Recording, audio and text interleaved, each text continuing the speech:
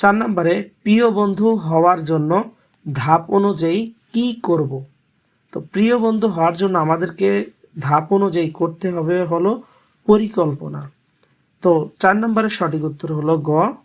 এই যে প্রশ্নগুলো, এগুলো কোনো না কোনো একটি প্রশ্ন, 1 থেকে 2টি প্রশ্ন তোমাদের বার্ষিক পরীক্ষায় অবশ্যই এই অধ্যায় থেকে তোমরা ইনশাল্লাহ কমন পেয়ে যাবে। তা তোমরা প্রশ্নের মান দেখে আশা করি বুঝতে পারছো। 5 নম্বরে সহমর্মী হলে একে অপরের প্রতি কেমন মনোভাব তৈরি হয়। তো 5 নম্বরের সঠিক উত্তর হলো ক, সহযোগিতার মনোভাব তৈরি হয়।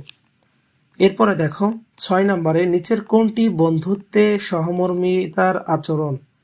তো এখানে 4টা অপশন দিয়ে আছে: বন্ধুকে নিয়ে উপহাস করা, কথা না শোনা, রাগ করা এবং সহযোগিতা করা। তো অবশ্যই সহমর্মিতার আচরণ হলো ভালো।